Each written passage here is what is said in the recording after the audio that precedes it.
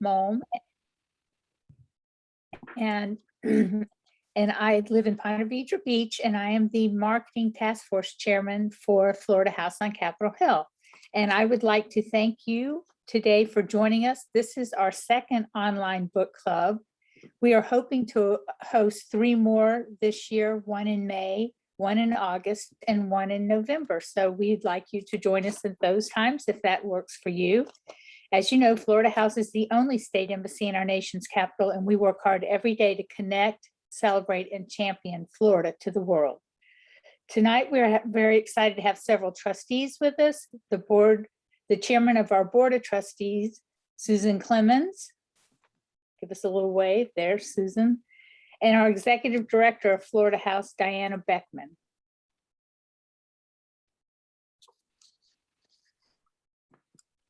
I want to take a minute to give a shout out to our young trustee, John Dickhouse, for recommending this book, Their Eyes Were Watching God, for us to consider as a title. So thank you, John, if you're on.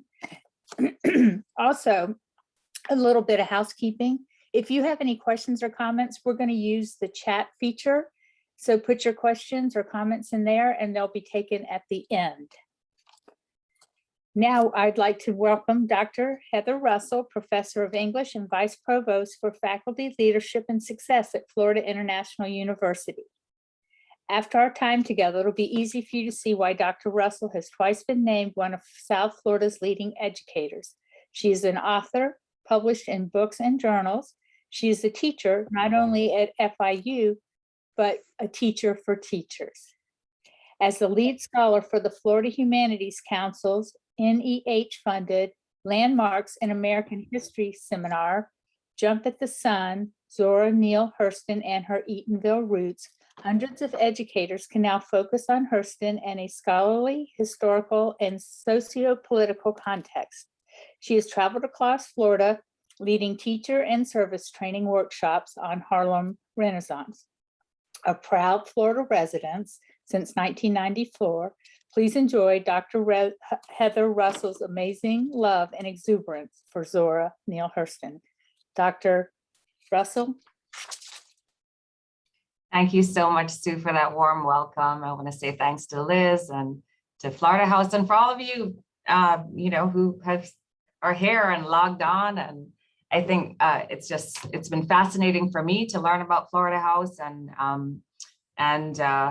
I just love that there's a book club, so people are still reading. This is always good news for me as an English professor.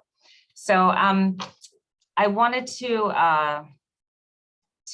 just kind of set the context. I'm just going to talk for about 50 minutes about the importance of Florida as a context for reading Their Eyes Were Watching God, and then at the end, we can really talk about any questions that you have or things that you noticed, what your experiences were like, reading Their Eyes Were Watching God, which is for me just one of the most significant books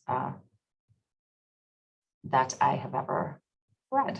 So I'm going to share a PowerPoint. Let's see if we can make sure. Good. Can we all see? Everyone's good? Great. So by late 1960, when Zora Neale Hurston died, her books were all out of print. She had been dismissed by many of her Black contemporaries, wrongly labeled a political conservative and out of touch with Black majority needs. And she had spent her last decade unsuccessfully trying to get her 8th book published.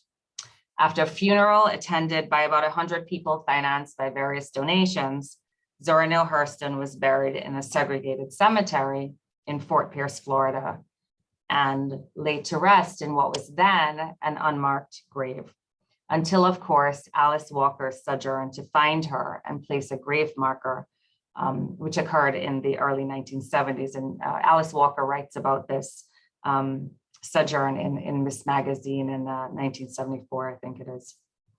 So 50 years later, her novels, autobiography, and anthropological research are taught all over the world. Her work has been translated into multiple languages, and her major literary achievement, Their Eyes Were Watching God, is indeed an American staple of high school and college classrooms throughout the globe. Indeed, as Hurston herself prophetically wrote in a letter in 1957 to the first of her three husbands, Herbert Sheen, with whom she remained close friends until death. She wrote to him and said, "God balances the sheet in time." Their Eyes Were Watching God was published in 1937, almost a year after Zora Neale Hurston had started writing it. And she writes it in actually 7 weeks while she's in Haiti. And she's in Haiti doing field research on West African religious survivals. The novel has been described by many, including Oprah Winfrey, as promo for the film adaptation and which she produced, as one of the greatest love stories ever told. She continues in an interview to describe the movie as a love story about two people who happen to be Black. Winfrey's framing of the novel as a culturally neutral celebration of love is just slightly less disingenuous and problematic as the critical reception the novel received from Hurston's Black male counterparts in 1937 when it was published. And they aligned her writing with the Black minstrel tradition and suggested that her writing was promoting stereotypes. I want to suggest that both claims are wrong.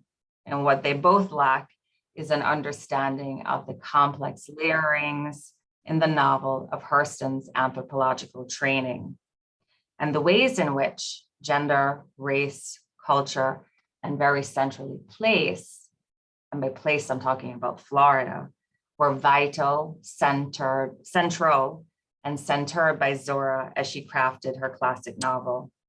In fact, Zora Neale Hurston says as much in a letter she wrote to a friend a few months before her Haiti research trip when she writes the novel. This is what she says to William Stanley Hoole in her letter. "My next book is to be a novel about a woman who was from childhood hungry for life and the earth. But because she had beautiful hair, she was always being scotched upon a flagpole by the men who loved her and forced to sit there. At 40, she got a chance at mud, lush and fecund, with a buck Negro called Tea Cake. He took her down into the Everglades where people worked and sweated and loved and died violently, where no such thing as flagpoles for women existed," end quote. And of course, the novel she goes on to write tells the story of Janie Crawford. So in the minutes that remain, I want to suggest to you that Their Eyes Were Watching God is teeming with the mud, lush, and fecund history of Florida, beginning, of course, with Eatonville, which is the novel's initial setting. Hurston was incredibly proud of her Eatonville beginnings. As she writes in her autobiography, Dust Tracks on a Road, she says, "Eatonville was not the Black backside of a white town. It was, quote, a pure Negro town, charter, mayor, council, town marshal, and all." Their Eyes Were Watching God memorializes these early Eatonville beginnings with a fictionalized portrayals there. So Hurston, of course, substitutes the figure of Joe Starks, the man who in the novel is Janie's second husband, for the historical Joe Clark, whose idea it was to incorporate this all-Black town.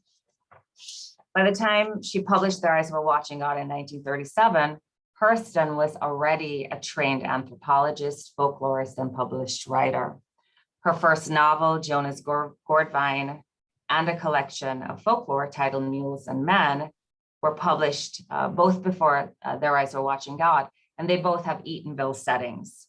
She had studied at Barnard College under Franz Boas, who was really the founder of cultural anthropology. She worked throughout most of the mid-20s and mid-30s collecting materials for her anthropological research. And if you think about a Black woman at this time, just traveling, collecting research at folklore and various anthropological cultural practices.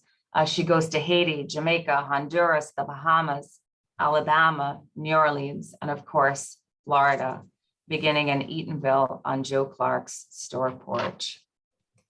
And Eatonville, as some of you would know, is, I would say, a stone's throw away from downtown Orlando.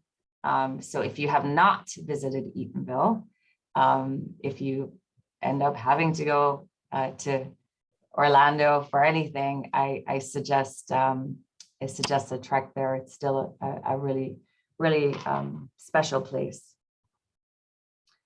So Hurston was therefore not only a collector of the beautiful expressive culture of the folks who she called the folks lowest down, who worked from sun to sun and cant to cant.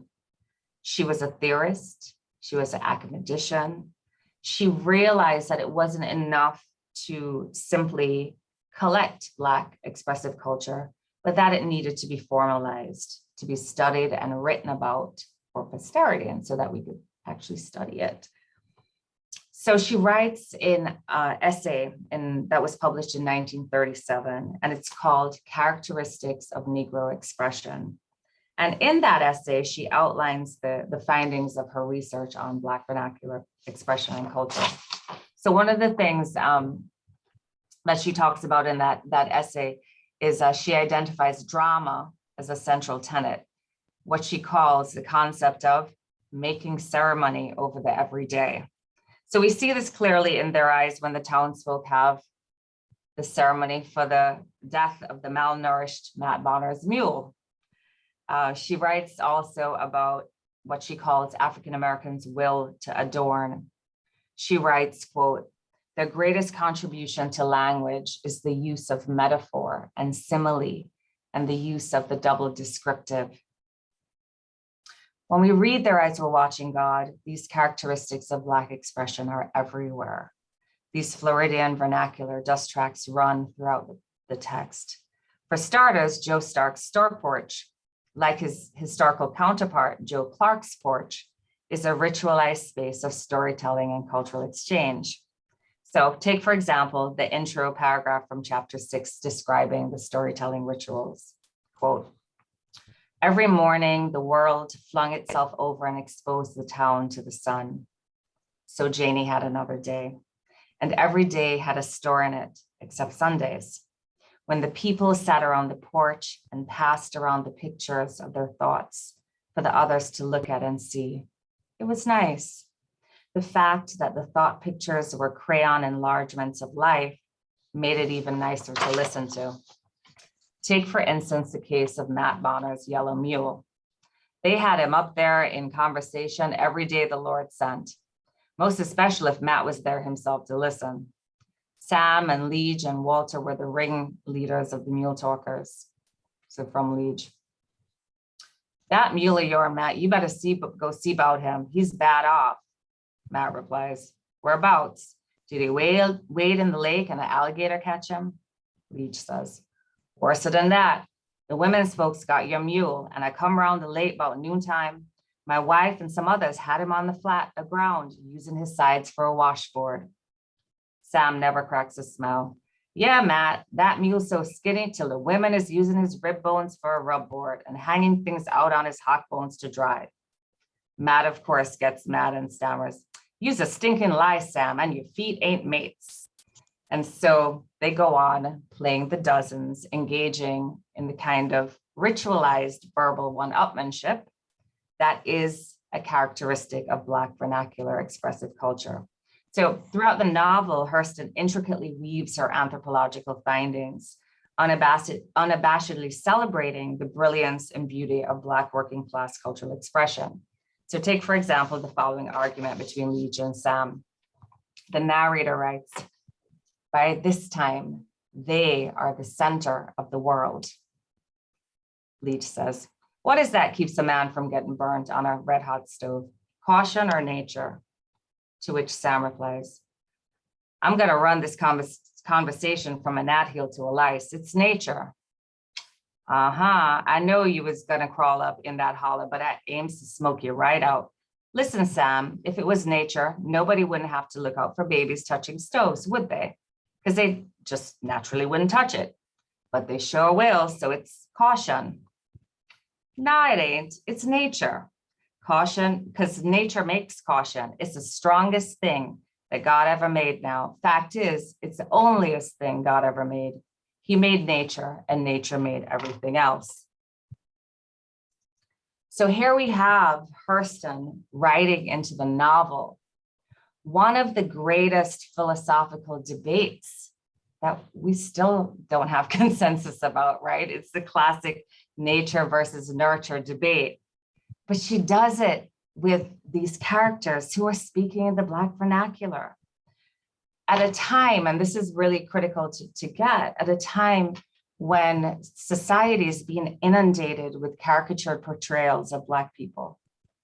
Her intervention then is powerful and radical and a challenge to the frequently racist portrayals of African Americans in popular culture. So I want to suggest that one of the greatest misrepresentations of Hurston and their rise is that both she and the novel were apolitical and apathetic to the harsh realities of Black rural working class life. So 1928, Palm Beach County suffered one of the deadliest natural disasters in US history. A hurricane with winds up to 160 miles per hour ravaged the Florida Peninsula. Estimates of the dead ranged from 2,500 to 3,000. And of the dead, estimates suggest that upwards to 75% of these were Black migrant workers. Often described as the forgotten hurricane, as over 2,000 dead bodies lay deteriorating, there were great pains taken to separate white from Black so that they wouldn't be buried together. Bodies of the dead whites were kept for up to 24 hours so that families could be identified and could identify the deceased, and coffins were provided for as many as possible.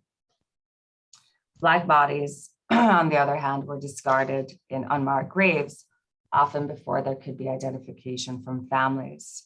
So there's a great book called Black Cloud, written by a Floridian named Elliot Kleinberg, in which he recounts basically that Black bodies pretty much went from the trucks to the trench. However, he says, it is their eyes were watching God that, this would be some nearly 10 years later, immortalized this nameless hurricane through centering the demise around the relationship between Janie and Tea Cake around the events of the hurricane.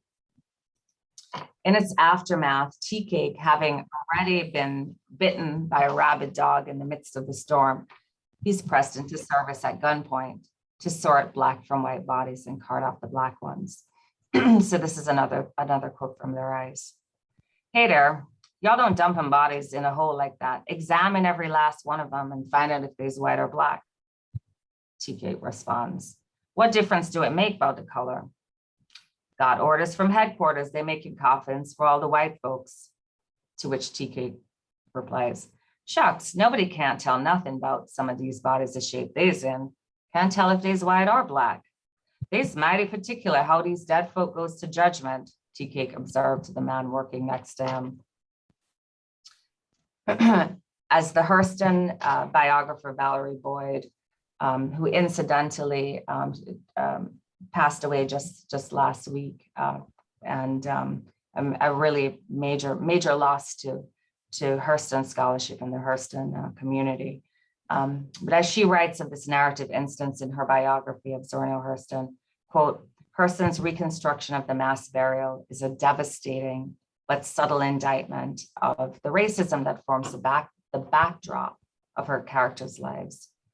In challenging the idea that the novel is not protest literature, Boyd continues, quote, as much as it is a love story, in its critique of Black male-female relationships, Their Eyes is also protest literature, sounding a wake-up call against sexism and oppression, just as urgent for her people, end quote. As the narrative culminates, Janie must shoot and kill Tea Cake to save herself from a rabies-induced attack that threatens her life. In the end, then, perhaps the greatest love story the novel tells is the story of Janie's self-love. In the end, Janie Crawford chooses her life, she chooses to take Tea Cake's life to save her own. Surely this is a powerful act of self-claiming and self-assertion, which was radically subversive for a young Black Southern woman to make in an early 20th century novel. Throughout her life, every time Zora faced a challenge when she needed spiritual restoration, she headed south. Florida would always be home, no matter how far her sojourns might take her. The entire state of Florida is teeming with the spirit of Zora. Her dust tracks mark themselves in Eatonville, of course, which is the place of her forming, in Jacksonville, where she would visit her brother, in Ogali, where she lived a while, in Miami. Her spirit is all throughout Daytona Beach, where she taught, and where she bought not her first, but her second houseboat, which she called the Suntan. In Cocoa Beach, in Merritt Island, in Melbourne, Zora Neale Hurston's dust tracks are to be found all over Florida roads. By the time Zora settled in Fort Pierce to write for the Fort Pierce Chronicle, she had lived several lifetimes. And yet she was still working. She wrote fearlessly and courageously until the end. One of the very last letters she wrote was in 1959, just before she passed away in 1960. And it was to the editorial department of Harper Brothers. And it was about her manuscript, Herod the Great. She lived and died engaged in, as Alice Walker put it, work her soul must have. So I'm going to end there.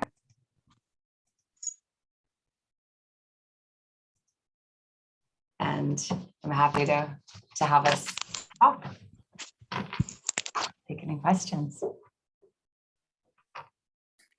So I had a question I wanted to ask you about. There was some mention in the book about some spirits at one point, and I often think about that with the Gullah culture and in the Caribbean. I never really had associated it with Florida. Can you enlighten me a little bit on that? So not as what would I say? Not as organized, I would say, right? In terms of African religious survivals, West African religious survivals, as say what we see along the Gullah Coast or in throughout the Caribbean, particularly in Haiti, but even less, even in Jamaica and some other areas. But if you think about the fact that you have these communities, these really what come to be called at the time anyway, race colonies, right? Where you have African Americans who are living in Eatonville was a little bit different. Eatonville was not integrated. They're not living in integrated places. And so if you would imagine, right, that there is the retentions of these traditions, right, though not traceable as closely back to certain sign systems, right, that we see in West African and some of the African New World African religions, but they would still be practices, right? So for instance, there's some great footage in the documentary that comes out on Zora Neale Hurston about where she goes to a church and she's doing her anthropological research, and it's a revivalist church, right? And so she literally like writes down woman in the pew, and the third pew catches the Holy Spirit, rolls over in 10 seconds and says hallelujah 5 times, right? So yeah, I mean, I think though the manifestations of it, would not be as clearly pronounced, of course, throughout the African diaspora, there are going to be those retentions. That was just something that I was not thinking along those lines. So thank you. Well, and she's also, we can't forget that she's writing the novel while she's studying African religious survivals in Haiti, right? She writes it in 7 weeks while she's in Haiti. And I don't have time to go into it now, but there are some really brilliant readings that talk about the influence of certain Haitian deities, like the goddess Ursuli, that reads Janie Crawford within that context. So Very interesting. Thank you. sure. And I don't see another question yet, but I also found it very interesting that the hurricane had such a big impact on the way this story ended, just as in the Land Remembered. Have you read A Land Remembered? How the hurricane had such an impact on those two really well-known books about Florida, Sure. Historical fiction. I just find that kind of fascinating. Well, hurricanes, I mean, especially for those of us in Florida, hurricanes are, of course, not symbols, but they're really real. We have to navigate them, and they're not theoretical for us. At the same time, if you are a novelist, the notion of a hurricane as sort of cleansing and what's interesting, right? If you think about the plot of the novel. So when they're down in the Everglades, who can recall? You can put it in the chat. Who leaves first? Who's getting? Yes. Yeah, Right. The indigenous people, right? They've read that something bad is coming. Okay. And then slowly, the animals are also leaving, right? And Janie says to Tea Cake, I think we should go, right? We need to read the signs. And Tea Cake says, no, we'll be all right. We'll be all right. And there's one moment in the novel where she's pleading with him to leave. And he says one word to her. He says, fix. If you remember that, he says, fix. And really, it is synonymous, right, with other moments in the novel where Janie has been silenced, right? Where the novel is very much about the power of voice. And so Joe attempts to silence her. And then, we can talk a little bit about the deathbed scene where really she kind of literally talks him to death, right? And so in that moment, Tea Cake, participates, right, in silencing her. And it is shortly after that we get the sequence of events that leads then to the hurricane, which then leads to him being bitten by the rabid dog, and we see it unfolding, right? So hurricanes are both a warning, right, about not being able to sort of read the signs, but also, one could argue in this case, kind of a retributive force that Hurston wields, even in this love story, on Janie's behalf. Yeah, thank you. It's interesting. John Dickhouse is writing, one of the themes of the book when he read it at the end of high school was that Janie was being a liberated woman for her time. I couldn't help but notice that even though Janie is in love with Tea Cake compared to her first two husbands, he still treats her in a more stereotypical manner when it comes to how he interacts with her, the way he talks to her, possessive of her, etc. Is there a level of cognitive dissonance going on with Janie, or are her feelings validated? So, I mean, I think in some ways, the rest, are talking about the hurricane in some ways speaks to that, right? So we have to remember that context, right? So Hurston is writing this in 1937. I will tell you that one of the reasons that she decides to go to Haiti, she was in a very spicy love affair with a younger man.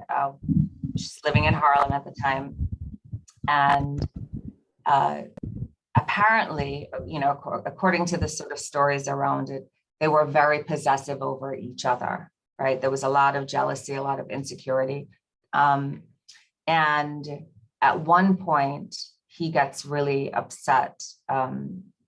Maybe there was a reading, I can't remember the details now, and it was, she was getting some male attention.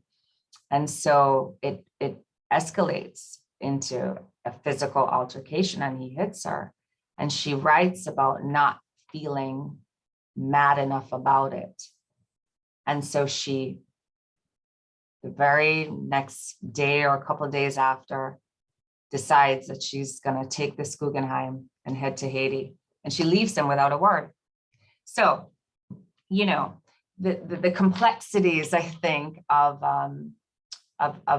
love, desire, of a woman's, exercise of sort of self-assertion. I think we have to read in context, both in context of the writer's own working through these issues, but also, the writer being cognizant of what would have been sort of typical portraitures for the time. Most literature by women during this time, marriage and love are not really great endings. They either end with the woman who gets married and she descends into madness, or or death, or having children as well, right? I mean, it's these are it's the late 30s, early 40s, and roles for women are pretty constricting. And so for the novelist, as she's working that through, she's going to be really cognizant of those kinds of complexities.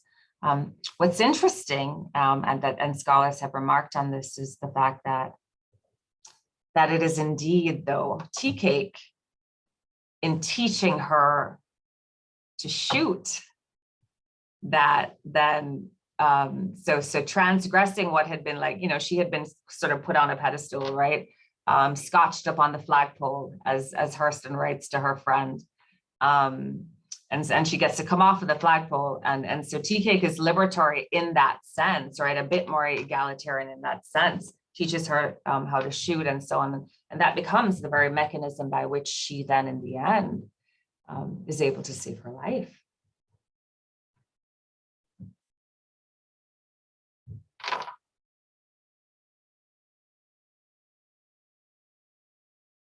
So I think you're muted. I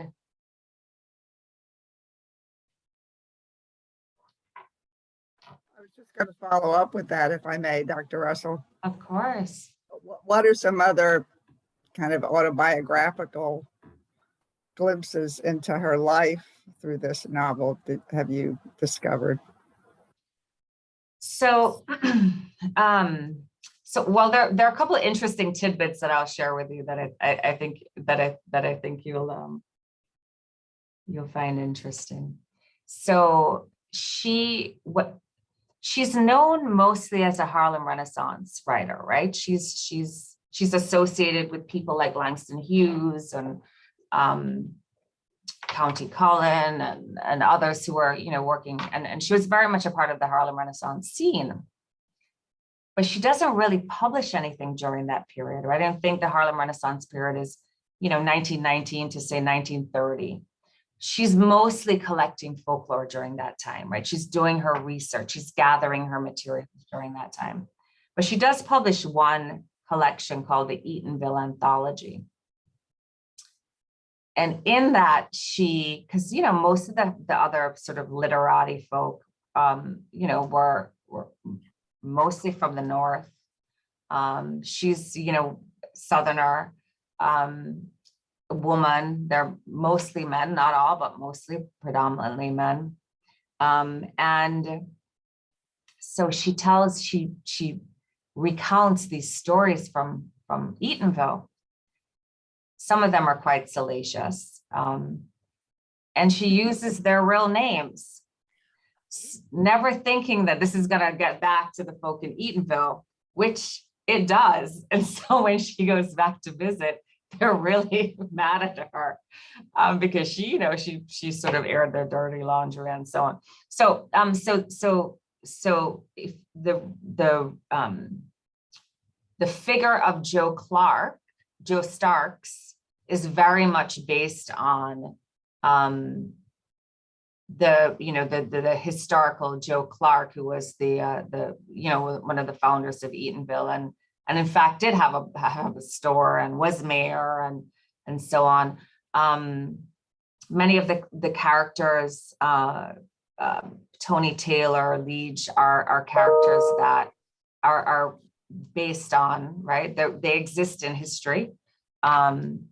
And the relationship she writes about in the Eatonville anthology, there's a very short story about the mayor's wife.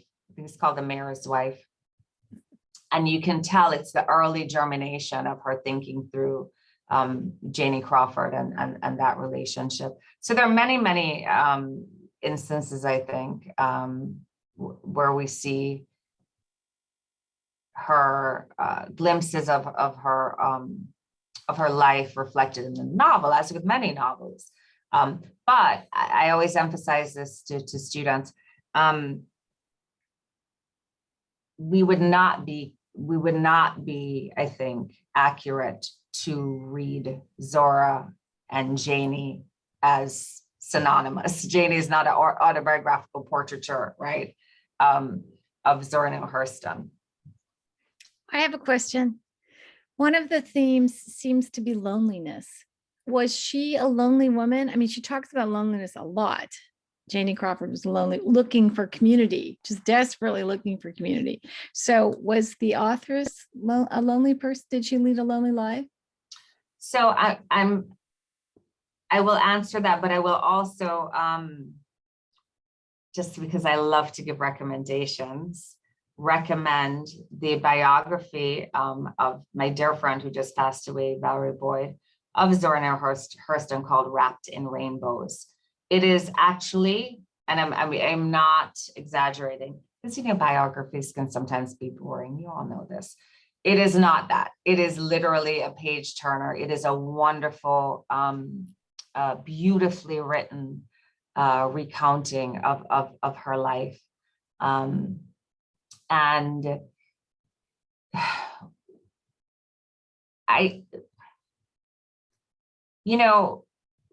I'll answer it two ways. I think if you are ahead of your time, as she was in so many ways, right?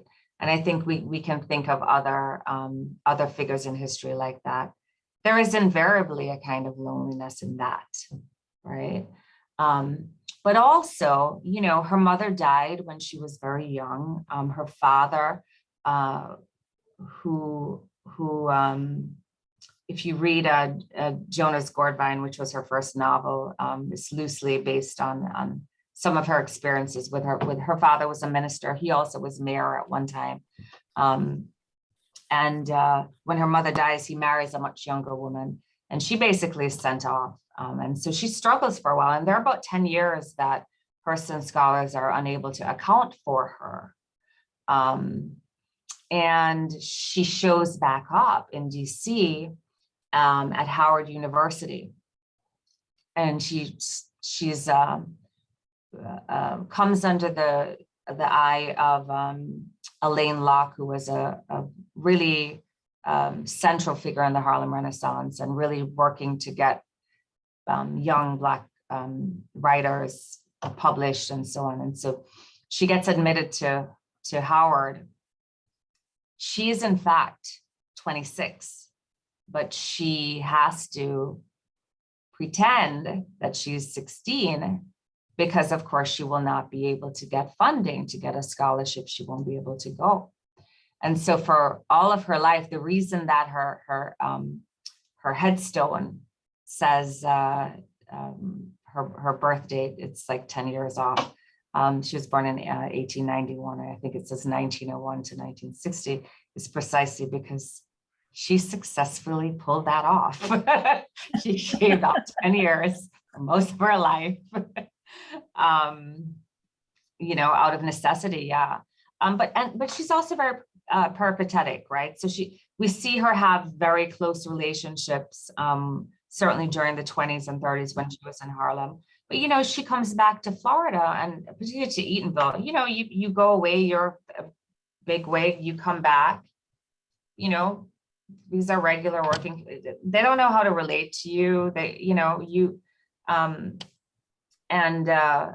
And she also was gathering material, right? So she writes about this as well in her autobiography, that she had to figure out how to go back home and gain their trust, and gather material. And then she's traveling. She's going to Haiti and the Bahamas, and she's collecting all this New Orleans, and she's on a houseboat. I mean, she's lived an incredible life. She did not have children. She was married 3 times, all of them relatively short-lived. But she did stay very close friends with her first husband, Herbert Sheen, and that's the quote that I began with.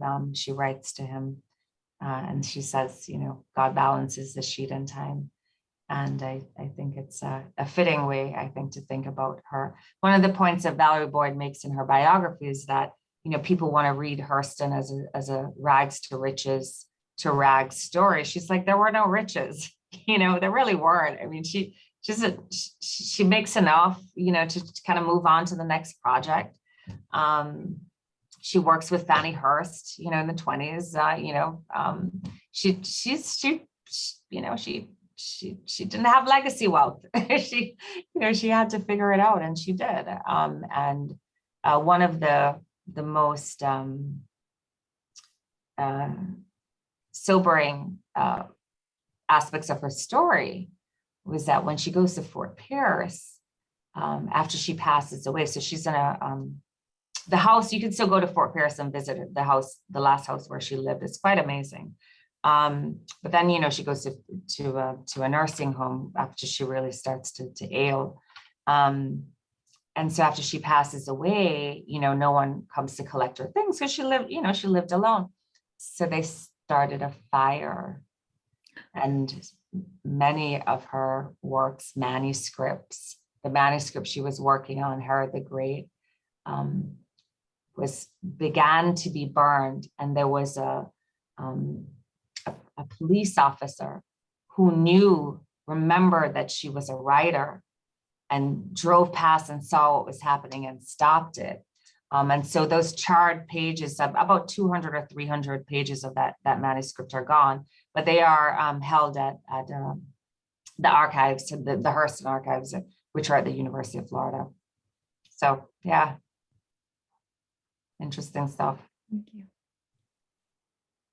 We do have a couple more questions. One is about Rosewood, that there's a lot of information about that. And this person is asking, am I correct that you stated Eatonville is a totally self-supported community of Blacks? So great question, and important to clarify. So with the failure really of radical Reconstruction in the by the time we get to the mid 1870s, 1875, we see a real surge in anti-Black violence. So we get Blacks who are migrating, some of whom head west, right? So what's called like to Kansas and so on, the Exoduster movement there. And then there are other communities that sort of spring up that become, sort of racial enclaves. What's signal about Eatonville is that Eatonville decides to incorporate, right, to actually, become an official town. And there's some interesting reasons for that. Some of that had to do with the fact that when Maitland, and I know Liz has a Maitland connection, when Maitland, which borders Eatonville, was first inhabited and founded, the folk who buy that land, a man named Captain Eaton, and I forgot the other two that were with him. They're part of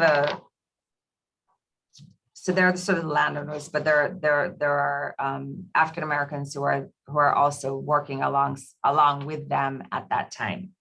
And so Joe Clark is part of the incorporation of Maitland, and actually serves in an official capacity, but had the dream always of, wanting to have his own, their own sort of Black town. And so Captain Eaton purchases the land, and as part of this sort of helping them to incorporate, and hence the name Eatonville. But they had seen the incorporation of Maitland and why that was important. And so they then, go about the business of going through those legal processes. And that was a key distinction, in terms of Eatonville. And also, the relationship between Eatonville and Maitland, I want to say it was historically unusual for the time. There were they enjoyed, and Hurston grew up right in that kind of space of a kind of protected space in that way, which perhaps accounts for some of her philosophical perspectives, which were very different from some of her counterparts. Yeah, different from what happened very much in Rosewood.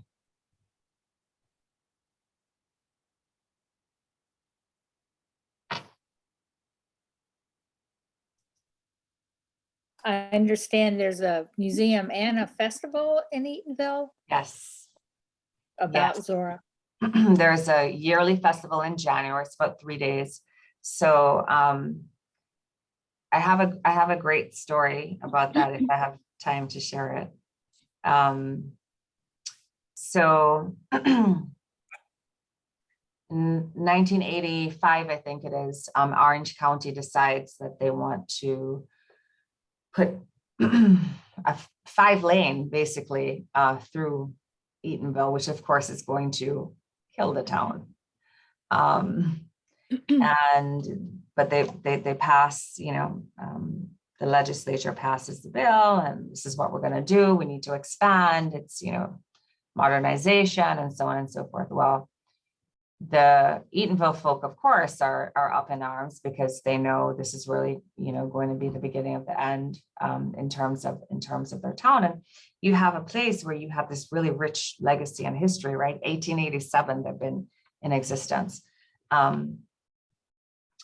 The Maitland folk don't want it either, right? Because that's going to impact them as well, So the Maitland folk and the Eatonville folk get together, and they're like, well, how are we going to thwart this plan? Well, Eatonville had 2 things going for it. One, the historical, reality of being the first Black town to be incorporated. But even more importantly, how did people from, and this is in the 1980s, all over the world know about this place called Eatonville?